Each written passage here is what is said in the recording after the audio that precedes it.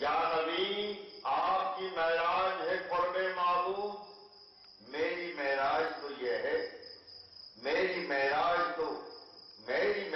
کہ میں آپ کے در تک پہنچا، ان کے در تک پہنچ جانا ہی ہمارا عروج ہے، ان کے در تک پہنچ جانا ہی ہمارا بلندی اور ہمارا ستارہ جو ہے جسے کہا جائے کہ اوج پر ہے، ان کے در تک پہنچ جانا ہی ہماری معراج ہے۔ جیسے کہ ابھی کچھ دیر پہلے امام صاحب نے فرمایا اپنی روح پرور تقریر میں منتقل کے متعلق، ہم جیسے جب مرتے ہیں تب اسے کہا جاتا فوت ہو گئے، مر گیا، اور مرا ہوا کبھی زندہ نہیں ہوتا، مر جائے تو پھر زندہ ہونے کے مطلب ہی کیا ہے؟ خامخواہ جو گھر والوں نے فاتحہ درود کا جو کچھ بھی خرچ کروایا ہوگا، خامخواہ واپس سے وہی بل خود کو ہی بھرنا پڑے گا۔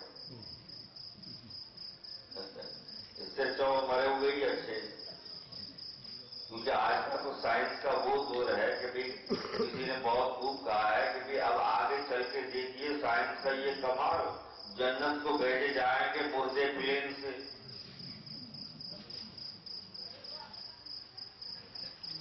ہم جیسے جو ہوں گے وہ فوت ہوں گے، مگر یہ تو میرے سرکار کا صدقہ ہے، ان اولیاء کا طفیل ہے کہ ہم جیسے خوش عقیدہ لوگ بھی منتقل ہوتے ہیں۔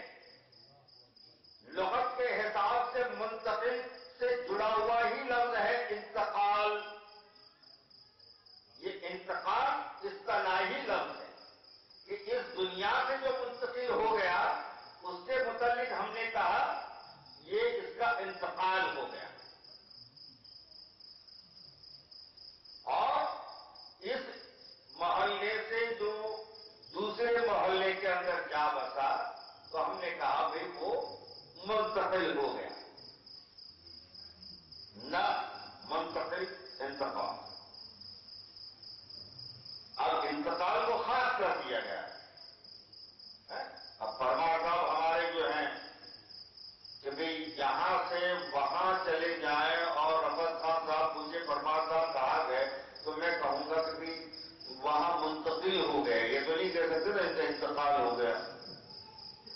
بات تو بالکل صحیح ہے، لفظ بالکل صحیح ہے، مگر وہ اصطلاحی ہے، مخصوص ہے کہ جو مر جاتا ہے اس کے لیے کہتے ہیں کہ بھی انتقال ہو گیا، واقعی وہ منتقل ہوا۔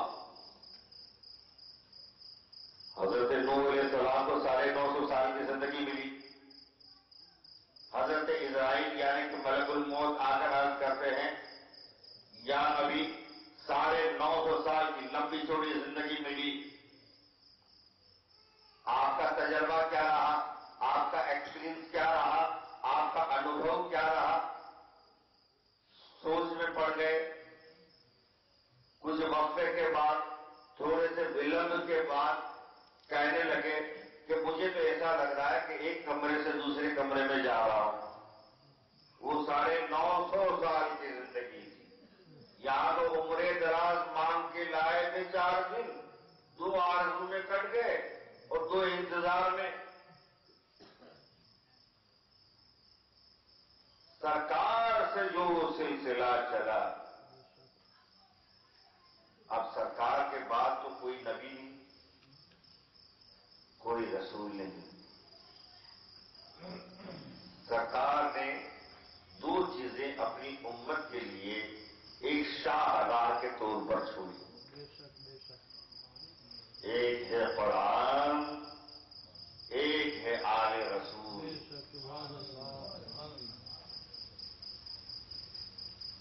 آل رسول یعنی کہ وہ مولانا عزیز میاں نے کہا نا کہ 12 امام کے بارے میں کہ آخری امام جو ہے حضرت امام مہدی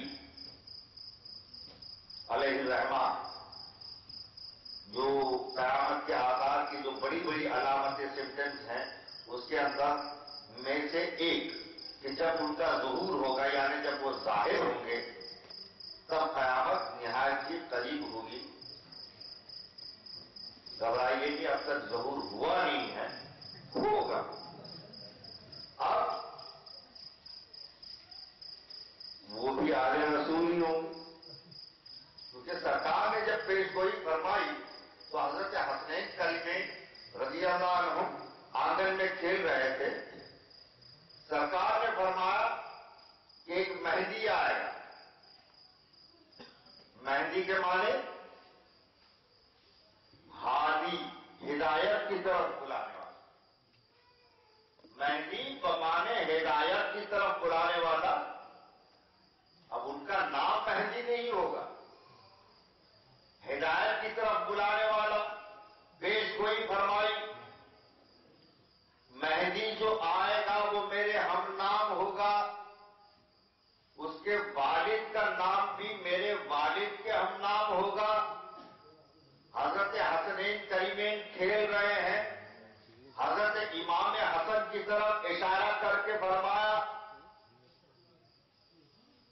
کہ میرے اس بچے کی نسل سے وہ ہوگا،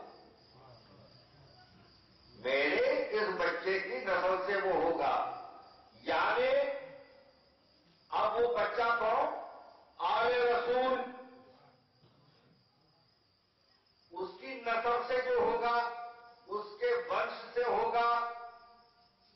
اور سرکار اپنی زبان سے کیا فرما رہے ہیں کہ مہدی، ہدایت کی طرف بلانے والا.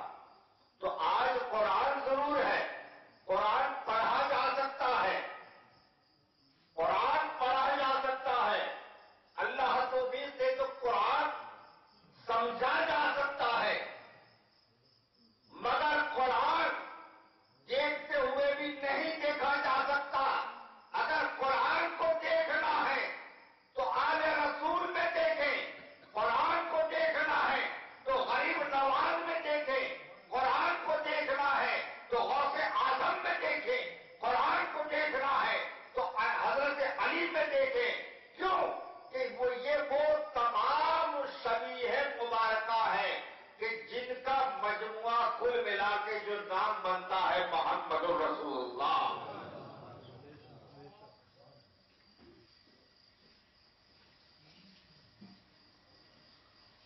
اب جب قرآن موجود ہے تو کافی لوگ کہتے ہیں کہ ابھی کیا ضرورت ہے کسی کی ہدایت کی، کسی کی ہدایت کی کیا ضرورت. مگر یہاں پر یہ غور کیجیے کہ یہی بات ہم روزی روزگار کے معاملے میں کیوں نہیں لیتے؟ آفس کی کیا ضرورت ہے،